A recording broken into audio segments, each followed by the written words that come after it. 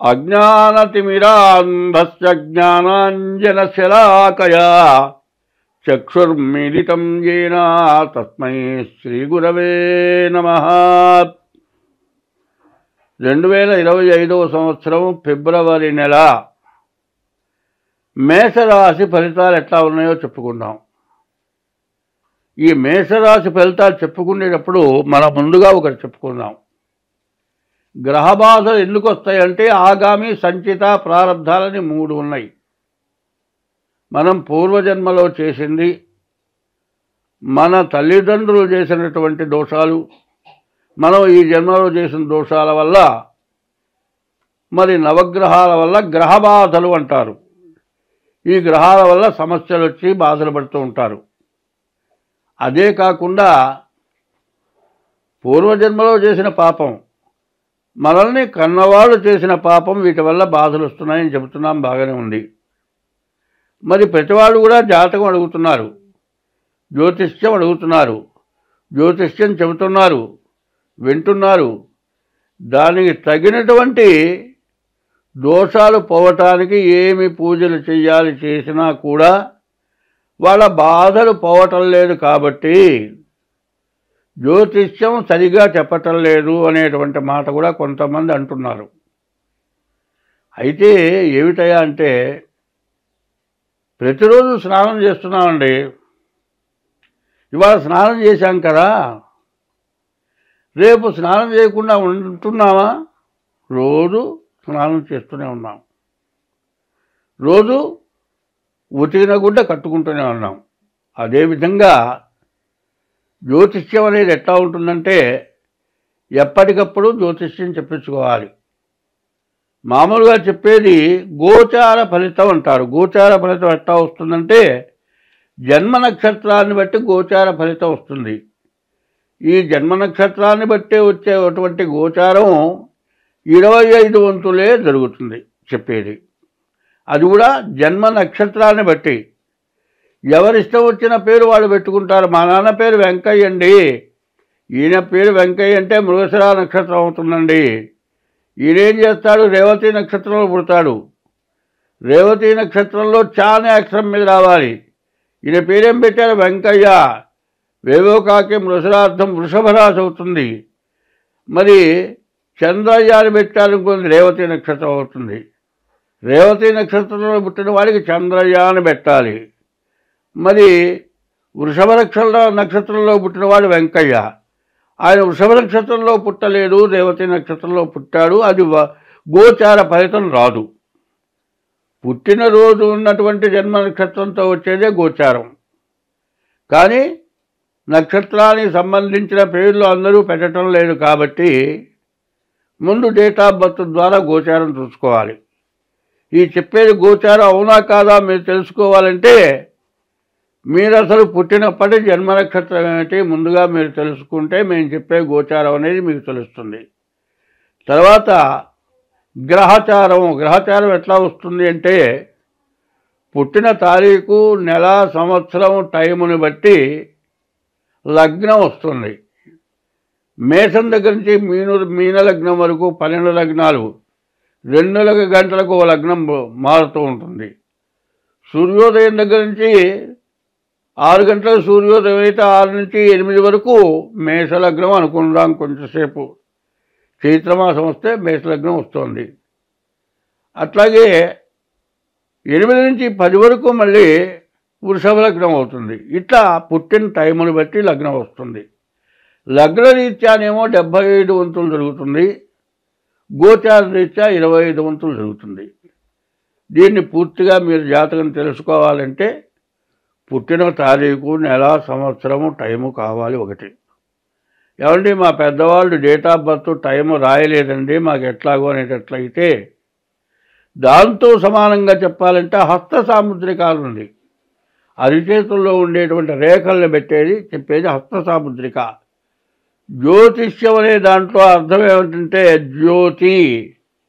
రాత్రిపూట అమావాస్య చీకట్లో అగ్గిపుల్ల గీస్తే చూచి ఏ వస్తువు ఎక్కడుంది కనుక్కున్నట్లుగా జాతక చక్రం రీత్యా వెలుగులో చూసినట్లుగా జరిగేదేది చూసి చెప్పగలిగింది జ్యోతిష్యం.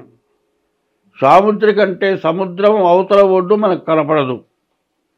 సాముద్రికం చెప్పాలంటే అవతల ఒడ్డు ఎట్లా కనపడదో సాముద్రికం చెప్పడం కూడా అట్లా కష్టం. జ్యోతిష్యం చెప్పడం కూడా కష్టం, సాముద్రికం చెప్పడం కూడా కష్టం. ఈ రెండూ చెప్పాలి అంటే ఉపోద్ఘాతంలో రాస్తారు, ముందు దైవ బలాన్ని సంపాదించు, సత్య ధర్మాలకు కట్టుబడు, దురాశకు పోవద్దు, పాపచింతన చేయవద్దు. దైవ బలాన్ని సంపాదించిన వాడు చెప్పే జ్యోతిష్యం జరుగుతుంది అని చెప్పుంది. జ్యోతిష్యం చెప్పేవాడు దైవ బలం కలిగి జ్యోతిష్యం చెప్పాలి.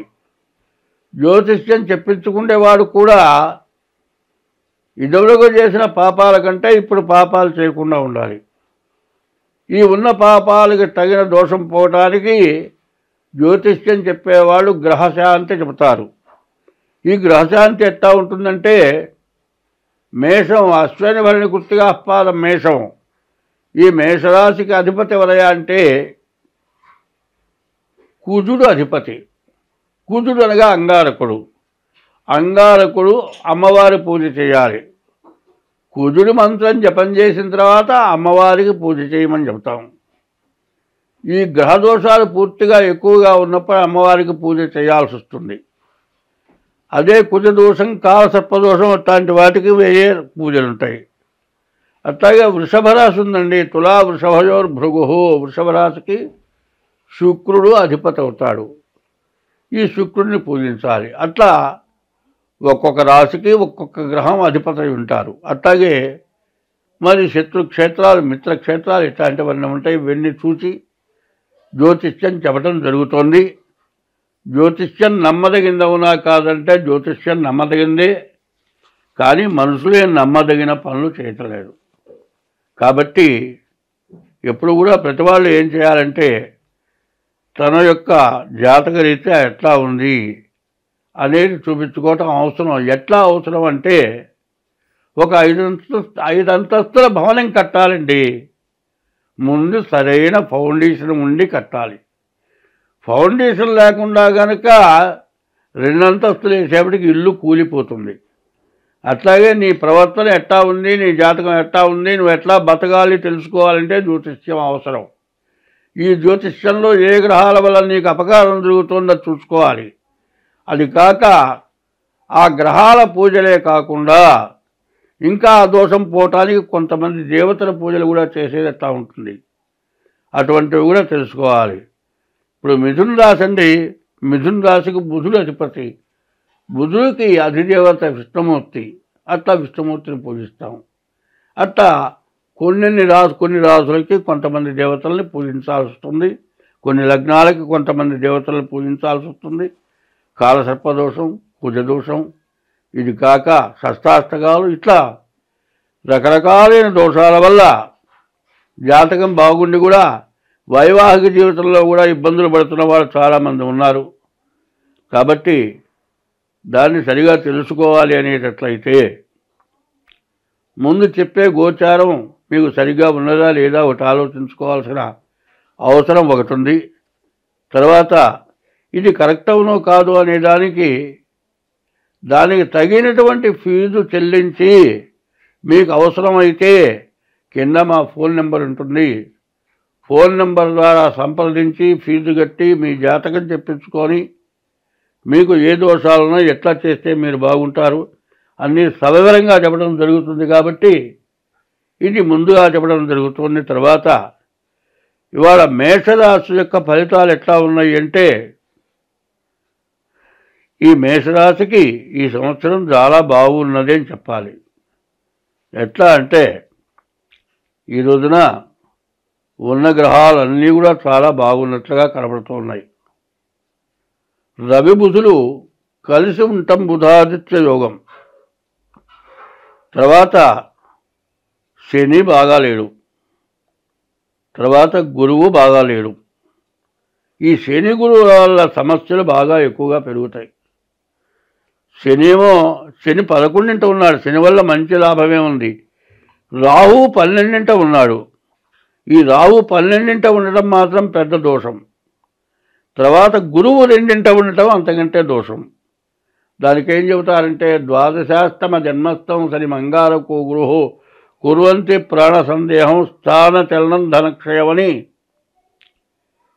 ఈ బుధుడు గురువు శని కుజుడు 12, 1, 2 రాశుల్లో కనుక ఉండేటట్లయితే ఉన్న స్థానం నుంచి వెళ్ళిపోవాలి, ఉన్న ఇంట్లో నుంచి వెళ్ళిపోవాలి, చేసే ఉద్యోగం మానుకోవాలి, డబ్బు అనవసరమైన దండగా ఖర్చులు అవుతాయి, బతకటానికి జీవనాధారం లేకుండా ఇబ్బంది పడటం జరుగుతుంది. కాబట్టి ఈ గురువు ద్వితీయంలో ఉంటే ధనాధిపతి అంటారు, కానీ కష్టాలు బాగా ఎక్కువగా ఉంటాయి.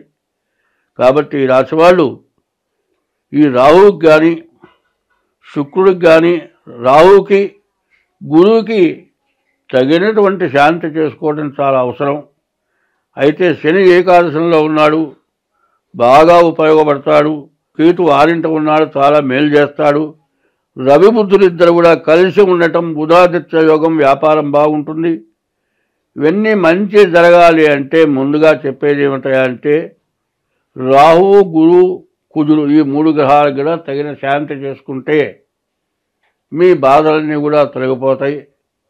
కాబట్టి ఈ రాశి వాళ్ళు చెప్పేది ఏమిటంటే ఎప్పుడు కూడా ఎవరి ఇష్టదైవాన్ని వాళ్ళు పూజించాలి. తర్వాత అందరికీ కనపడేటువంటి దేవుడు, అన్ని మతాలకి ఒకడే దేవుడిగా ఉండేవాడు సూర్యుడు. ఏ మతస్థులైనా సూర్యుడు చూసే పండగలు చేస్తూ ఉన్నారు.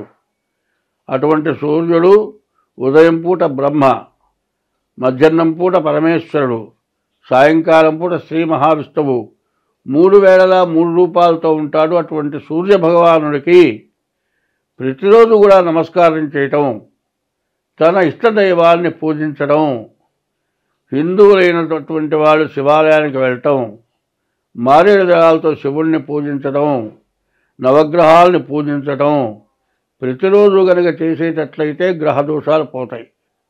ఇంకేదన్నా దోషాలంటే మీరు చేసిన పాపాల వల్ల వచ్చేటువంటి దోషాలు ఏమైనా ఉంటే అటువంటి వాటికి సాముద్రిక రీత్యా కానీ జాతక రీత్యా కానీ చూపించుకొని ఆ దోషాలు పోయేటట్టుగా చేసుకోవటం చాలా మంచిది.